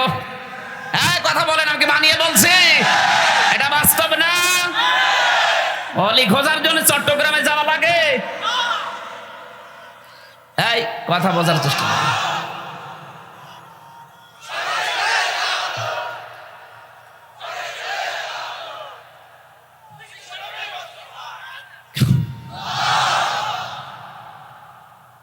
এখানে মাজলুম দলটার উপরে আমার মনে হয় উল্টা পাল্টা দোষ না দিয়ে তাদের প্রতি সহানুভূতিশীল হওয়া লাগবে।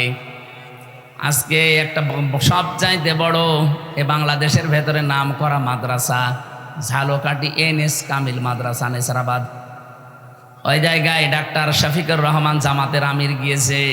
যে সৌহার্দ্যপূর্ণ আলোচনা হয়েছে, আমার মনে হয় সব জায়গা থেকে যদি এভাবে রেসপন্স আসে, দেশে ইসলামের বিরুদ্ধে কেউ আর থাকবে না।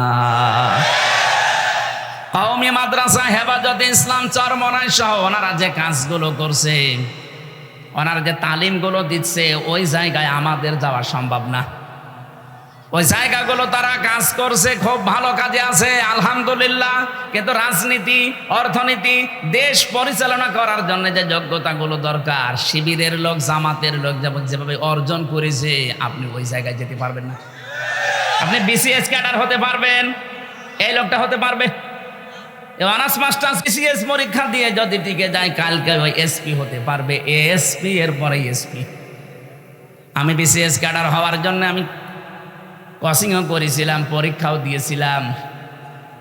আমার লিখিত পরীক্ষায় পাশ হওয়ার পরে ভাই যে দেখছে আমার 14 বংশ উল্টা পাল্টা, তখন আমারে বাদ দিয়ে দিয়েছে। যদি দেখতো না এর বাবা ওই যারা পালিয়েছে তাদের দলের সভাপতি, এই কথা বলছেন এখানে, যদি দেখতো এর দাদা ওই দলের সেক্রেটারি, বলতো ঠিক আছে সব মাফ, আল্লাহর ওলি আজকে থেকে ASP। জিজ্ঞেস করেন, 100 ভাগ বলতো। কারণ আমার সে যোগ্যতা ছিল না তা না, লেখাপড়া করলে আমি হয়ে যেতাম। আমাকে লাইন মতো উঠতেই দেননি। এই 15.5 বছর এরকম বহু চেয়ারে দেশের বহু মানুষকে আপনি উঠতে দেননি। আপনি জালেম, আর এটা মজলুম। এই জন্য অন্যান্য যারা আছেন কওমি মাদ্রাসা ভাই, আপনাদের আমরা আহ্বান জানাচ্ছি যে তালিমের জায়গাগুলো আছে, খুব ভালো ভালো কাজে আপনারা আছেন। খায়রুকুম মান তাআল্লামাল কোরআন ওয়া আল্লামা। কোরআন যে শেখে, কোরআন যে শেখায়, তার মতো উত্তম মানুষ নেই। কিন্তু এখন দেশের যে অবস্থা, জালেমদের এখনো পর্যন্ত নজর কিন্তু আছে। এই নজর থেকে মুক্ত হওয়ার জন্য আন্তর্জাতিক যে ষড়যন্ত্রগুলো চলছে, আপনার মাথায় ধরবে না, চিন্তা ভাবনা করা লাগে এর জন্য আলাদা। এখান থেকে বাঁচতে হলে আমার মনে হয় আকীদার প্রশ্ন তুলে মানুষকে আর দূরে সরানোর সময় নেই। বুকে টেনে নেন, কাছে আসেন, আগে ইসলামটা কায়েম হোক। কথা বলুন, ইসলামটা কায়েম হোক, এরপরে বলেন যে ভাই এই কাজটা ভুল হচ্ছে, এইটা শুধরিয়ে নেন, এইটা ঠিক করেন। তারা যা যা খেদমত করেছে, তার যে 50 বছরে যে খেদমত, আপনি 500 বছর পেলেও পারবেন না। কারণ 500 বছরে আপনি 450 বছর ঘুমাবেন। কথা বলছেন না কেন? আর তার এই 50 বছরের হায়াতে আমার মনে হয় 30 বছর শুধু লিখেছে। আপনি টের পান কারে আন্দাজে কোন ফতোয়া দেন। এই জন্য আহ্বান জানাচ্ছি, দেশটাকে শিরিক মুক্ত করা লাগবে। আমাদের বিশ্বাসে যাদের শিরিক আছে, জামাত ইসলামের এই গঠনতন্ত্রে বিশ্বাসে আকীদায় শিরিক আছে, আপনি একটু দেখান তো যেটা শিরিক। বলেন বলেন।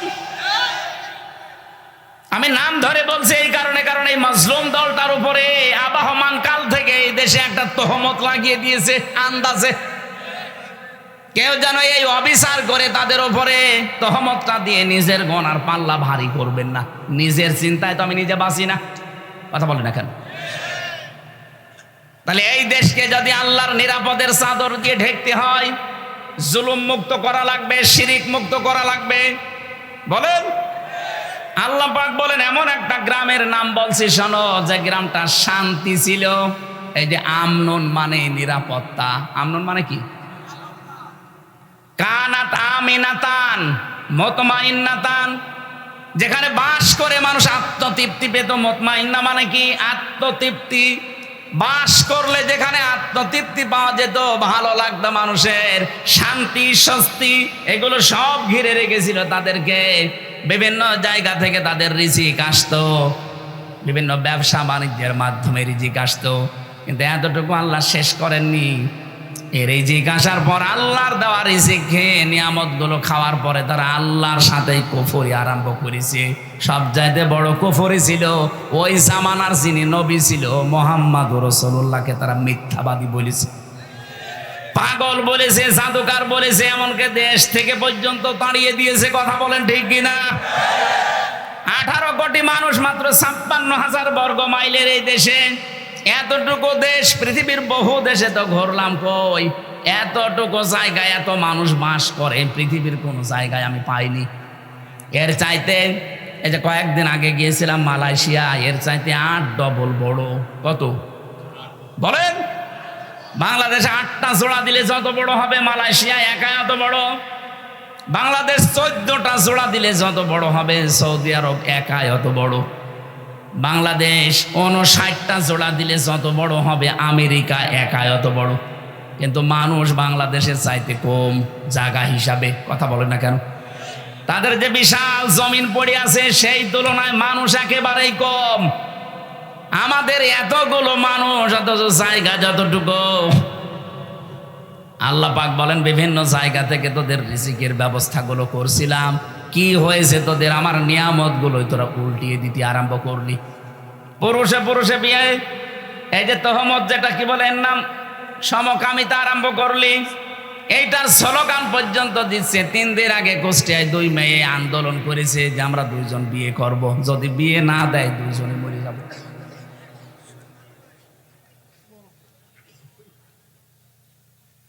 আল্লাহর সিস্টেমটাই পুরো পাল্টিয়ে ফেলতে চান।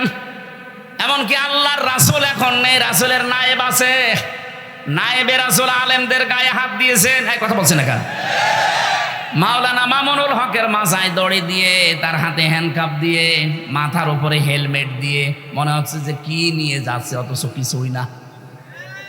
আমার মতো একটা দুর্বল মানুষের মাথায় তো দড়ি দিয়েছেই দিয়েছে, হাতে দিয়েছে হ্যান্ডকাপ, আবার পায়ে ডান্ডা বেড়ি, মাথার উপরে লাগিয়েছে সে লোহার টুপি। মনে হচ্ছে যে কি পেয়েছে, গরু না ছাগল। আপনি যদি আমার সাথে এই করেন, মাওলানা মামুনুল হকের সাথে, মাওলানা সাখাওয়াত হোসেন রাজির সাথে এই করেন, আমার মনে হয় যদি নবীজি এখন বেঁচে থাকতো, নবীর মাথায় দড়ি দিত। বলেন,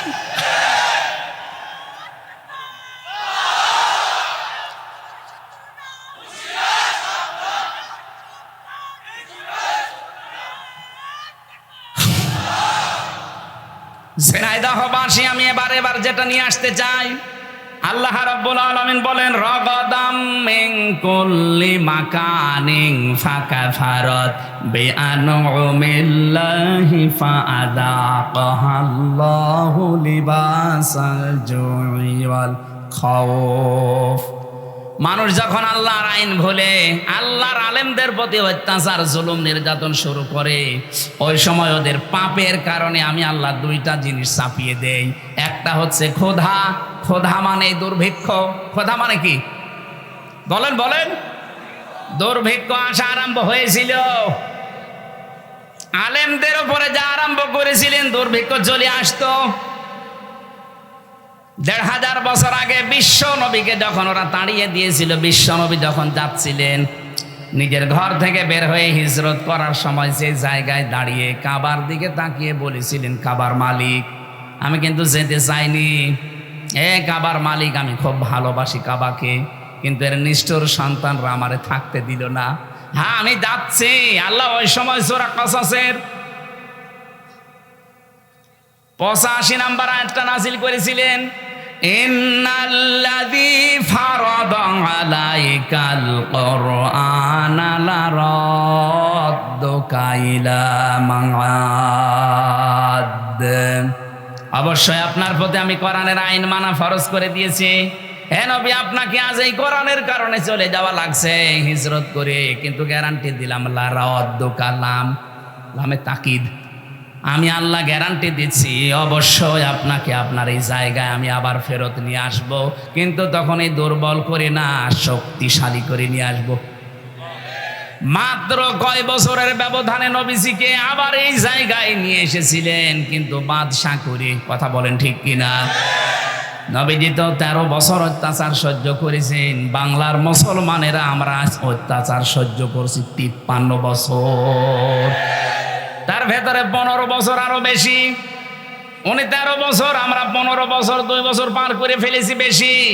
উনি যদি 13 বছর অত্যাচার সহ্য করার পরে 10 বছর প্রেসিডেন্ট হতে পারে, আমার মনে হয় নবীজির এই জীবনী বাংলাদেশেও মিলবে। 15 বছর আমরা যারা জুলুম, নির্যাতন, অত্যাচারের শিকার হয়েছি, তাদের হাতে আল্লাহ 10 বছর বাংলাদেশ তুলে দেবে। এইটার নাম ইলা রাদ্দুকা ইলা মাআদ। হ্যাঁ, কোরআন বাদ দিয়ে যদি কোনো পাপের কারণে কেউ পালায়, তার শাস্তি হচ্ছে দিন যত যাবে তার প্রতি ঘৃণা তৈরি হবে জনগণের। যেমন চেঙ্গিস খান, হিটলার, এক কথা বলছে না, তারাও মানুষ হত্যার সাথে জড়িত ছিল, কিন্তু দিন যত যাচ্ছে হিটলারের, চেঙ্গিস খানের, যে পালিয়েছে লক্ষণ সেন, কি 850 বছর আগে পালিয়েছিল লক্ষণ সেন। এদের নাম শুনলেই মানুষ এখন ঘৃণা করে, কিন্তু কোরআনের কারণে যারা চলে গিয়েছিল টিকতে না পেরে, এই মানুষগুলোকে আবার আল্লাহ এই দেশে ফেরত নিয়ে আসতেছে সম্মানের সাথে। মাওলানা আবুল কালাম আজাদ, ওই যে লাল দাড়িওয়ালা লোকটা বাচ্চু রাজাকার নাম দিয়েছিলেন, সে কিন্তু এমনি এমনি পালিয়ে যায়নি, সেও চলে গিয়েছিল, কিন্তু অত্যাচার, নির্যাতনে, জুলুমে, কোরআনের কারণে।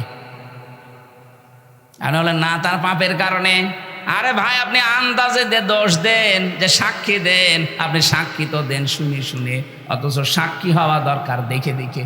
সাক্ষী মানে শাহেদ, শাহেদ মানে চোখ দিয়ে তারা সাক্ষী দেবে। আর আপনি আন্দাজে শোনেন, জন্ম হয়েছে আপনার 75-এ, সাক্ষী দিচ্ছেন 71-এ। আপনার মা বাবার তো বিয়েই হয়নি, আপনি সাক্ষী দিলেন কি করে? তার মানে বোঝা যাচ্ছে আপনি যারো সন্তান, আপনি দুনিয়ায় আসেননি।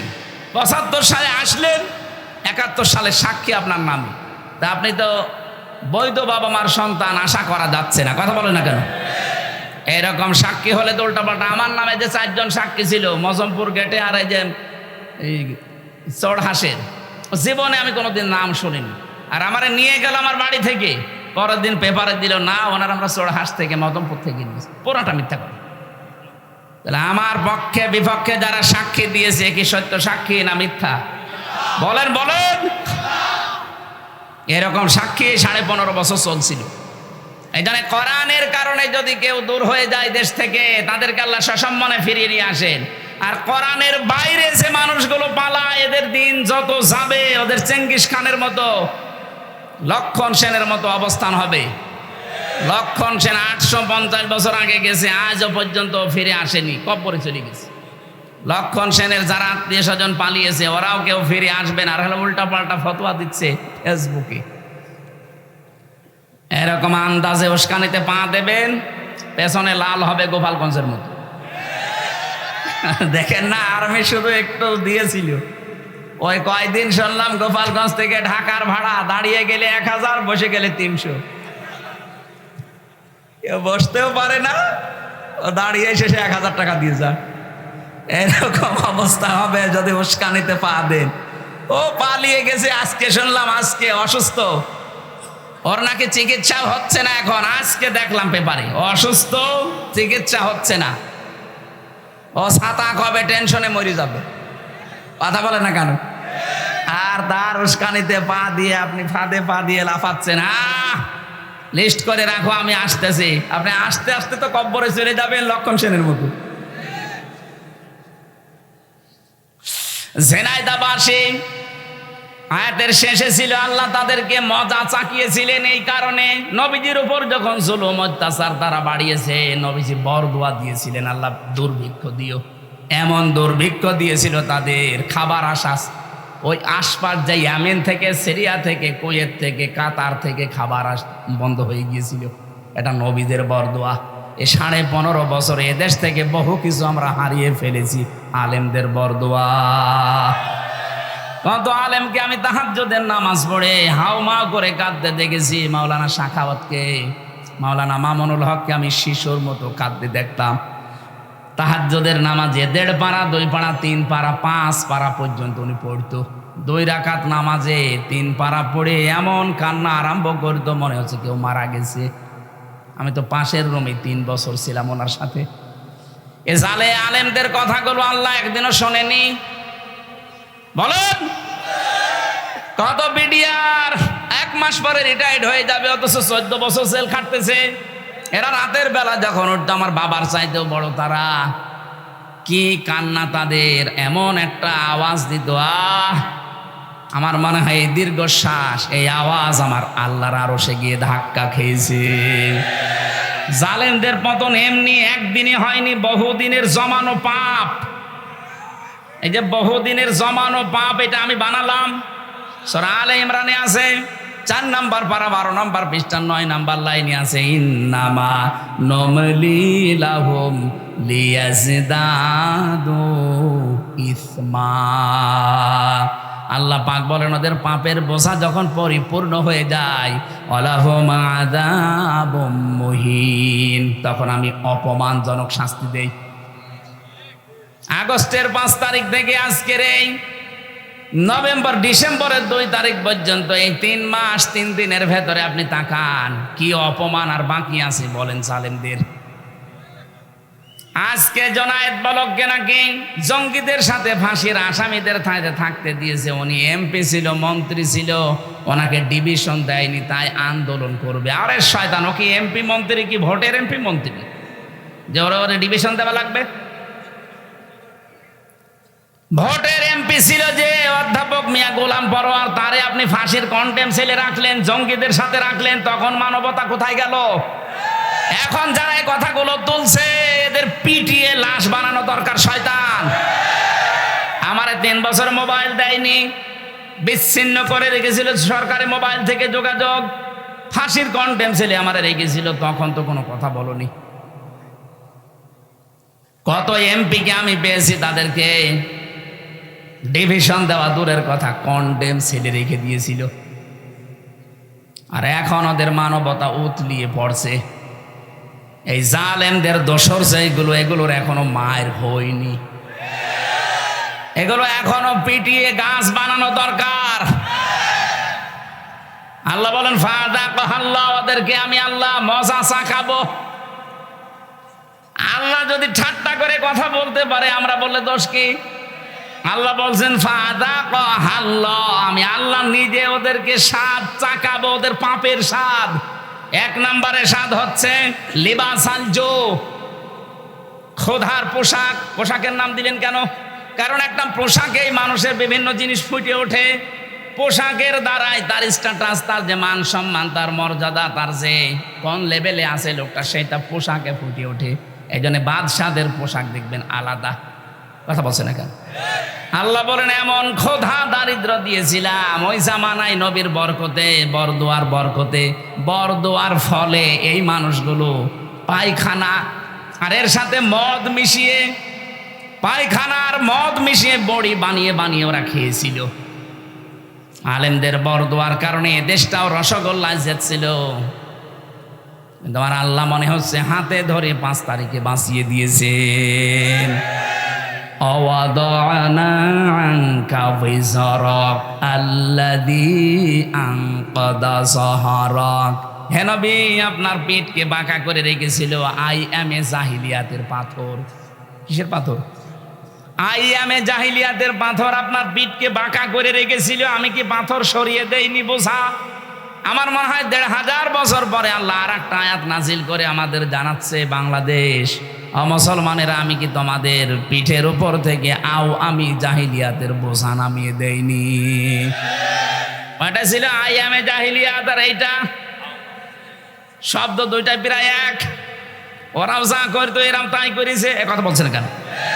ওরাও সরকারি মালের কোনো অডিট ছিল না, জোর যার মুল্লুক তার। এই 15.5 বছরে এইটাই চলছিল, সরকারি মালের কোনো অডিট নেই, জোর যার মুল্লুক তার। এক একজনের বাড়ি দেখেছেন, এক একজনের বাড়ি চললাম 620টা বাড়ি বানিয়েছে একজন ভূমি মন্ত্রী ছিল।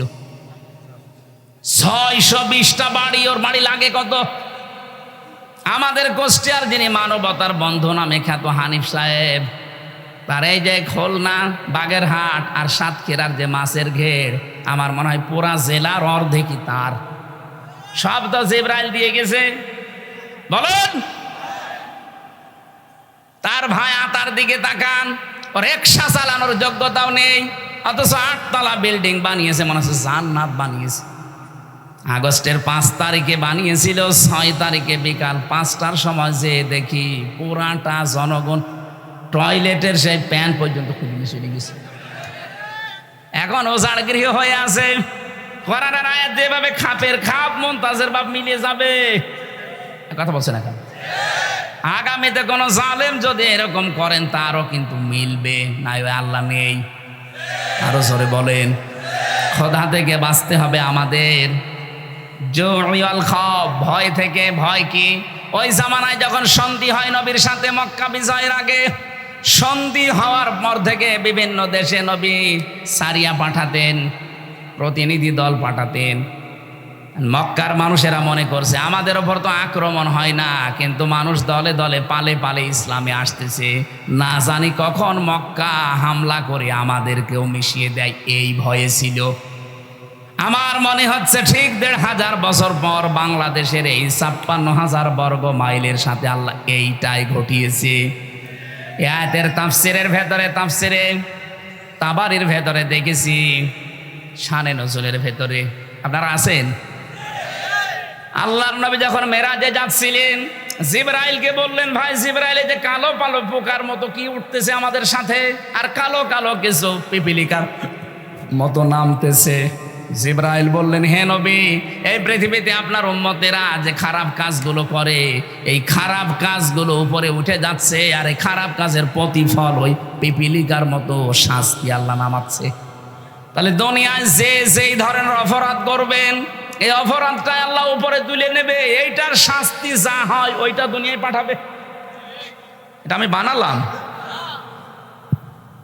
এটা সূরা রোমের 41 নম্বর আয়াতে আল্লাহ দলিল দিয়েছেন, যাহারাল ফাসাদু ফিল বাররি ওয়াল বাহর বিমা কাসাবাত আইদিন নাস লিইউযীকাহুম বা'দাল্লাযী আমিলু লা'আল্লাহুম ইয়ারজিউন। বলেন আল্লাহু আকবার। আল্লাহ বলেন, জলে স্থলে যে বিপদ আপদগুলো দেখতে পাও, এই যে মহামারী, কাতি, এই অসুখ, নতুন নতুন অসুখ আসে, করোনা, কি কি আসে, এগুলো দিতে চাই না, তোমাদের হাতের কামাই করা পাপের ফসল। আরো আমি আল্লাহ মাফ করে দেই। আমি চাই যে তোমরা ফিরে আসো, যা করো সব শাস্তি যদি দুনিয়ায় পাঠাতাম, শ্বাস ফেলার সময় পেতে না। ওমা সাবাকুম মিন মুসিবাতিন ফাবিমা কাসাবাত আইদিকুম ওয়া ইয়াফু আন কাসীর। বলেন আল্লাহু আকবার। সূরা শুরার 30 নম্বর আয়াতে আল্লাহ জানিয়েছেন, যা করো সব পাপের শাস্তি যদি দুনিয়ায় ফেলতাম, একটা শ্বাস নেবে সে সময়ও পেতে না। আমি অধিকাংশগুলো আমার গাফফার নামের খাতিরে মাফ করে দেই। বলেন সুবহানাল্লাহ। এজন্য আমরা এখন থেকে সাবধান, যে যে অপরাধ করছি এইটা কিন্তু ঘুরে আমার প্রতি আবার নাজিল হবে। যারা গোপন অপরাধ করেন, গোপন অপরাধের শাস্তি আছে। যারা গোনা গোপনে করেন তাদের চেহারার উজ্জ্বলতা আল্লাহ নষ্ট করে দেবে। এদের এখানে তাকাবেন, যাদের চেহারা দেখতে খারাপ, বিশ্রী, তাকাতে মনে চায় না, মনে করবেন ও গোপনে কোনা গোনা করে। যারা ওজনে কম বেশি করে, এই মানুষগুলোর প্রতি আল্লাহ শাস্তি পাঠাবে দুইটা। এটা শুআয়ব আলাইহিস সালামের জামানায় ওই মানুষেরা ওজনে কম বেশি করতো। আজ বাংলাদেশে ওজনে কম বেশি আছে না নেই? ওজনে কম বেশি মানে খালি দাড়ি পাল্লা দিয়েই না। এই যে শিক্ষক, কলেজের শিক্ষক, অধ্যাপক, সে 1 থেকে মাস্টার্স পর্যন্ত বিশ্ববিদ্যালয়ে বহু শিক্ষা বিভিন্ন জায়গা থেকে তো বিভিন্ন জায়গা থেকে নিয়েছে, কিন্তু দেওয়ার সময় ডেলিভারিতে আর দিতে চায় না। তখন বলে প্রাইভেট পড়া লাগবে, কোচিং করা লাগবে। এইটার আর বেনাম মুতাফফিফিন। আল্লাহ পাক বলেন ওয়াইলুল লিল মুতাফফিফিন আল্লাযীনা ইযা কাতালু আলান নাসি ইয়াস্তাউফুন।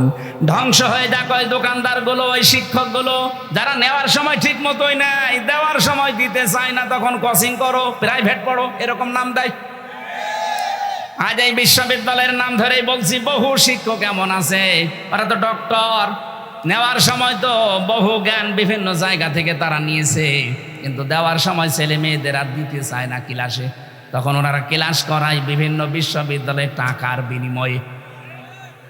আমি কি বেশি বললাম? এরকম শিক্ষক দেশে নেই? কত প্রাইমারিতে, হাই স্কুলে, কলেজে, মাদ্রাসা, এরা নিজেরা ক্লাসে ঠিক মতো পড়া দিতে চায় না। ওই পড়ায় দেবে, কোচিং করা লাগবে, ওই পড়ায় দেবে, তখন আবার প্রাইভেট পড়া লাগবে। কেন? আপনি যা পেয়েছেন নেওয়ার সময়, ওইটা দেওয়ার সময় ঠিক মতো দেওয়া লাগবে। এই জন্যই তো আল্লাযীনা ইযা ক্তালু আলান নাসি ইয়াস্তাউফুন, নেওয়ার সময় ঠিক মতো দেয়, দেওয়ার সময় কম দেয়, এরা আল্লাহর অভিশপ্ত বান্দা। এ বাংলাদেশে আছে না নেই? আমরা এরকম পাপ যদি করি, এই পাপের কারণে আল্লাহ ওইটা আবার শাস্তি করে পাঠাবে, হয় আপনার উপরে, না আপনার ছেলে মেয়ের উপরে, না নাতি নাতনির উপরে। এমন এমন শাস্তি এসে দাঁড় হবে যে জীবন দিয়ে হলেও সে শাস্তি আর তুলতে পারবেন না। আপনার ছেলে যদি একটা আসে 100 কানা, আপনি 50 বিঘা জমির মালিক হয়ে কি করবেন? সারা জীবন মানুষ আপনাকে ডাকবে কানার বাপ। আর কথা বলছেন এখন? না, আপনাদের বেশি সময় হয়ে গেছে না? না, অনেক হয়ে গেছে। ওরে বাবার 11টা 15, আমি তো মনে করলাম 11টা শেষ করে দেব। না না, আমার গলা আমার পারছে না। আগামীতে আবার আগামীতে এই পর্যন্ত থাক। আমরা যে পাপ করি, চিন্তা ভাবনা করি, ওইটাই উঠে যায়, আবার ওইটাই নাজিল হয়। আল্লাহ আমাদেরকে শাস্তি দেওয়ার জন্য নাজিল করে। এই জন্য এমন কোনো অপরাধে আমরা যাব না যে নিজের ওপরে নিজে আবার কুড়ুল মারছি। আল্লাহ আমাদের হেফাজত করুন, আল্লাহুম্মা আমিন। লা ইলাহা ইল্লা আনতা সুবহানাকা ইন্নী কুনতু মিনাজ জালিমিন।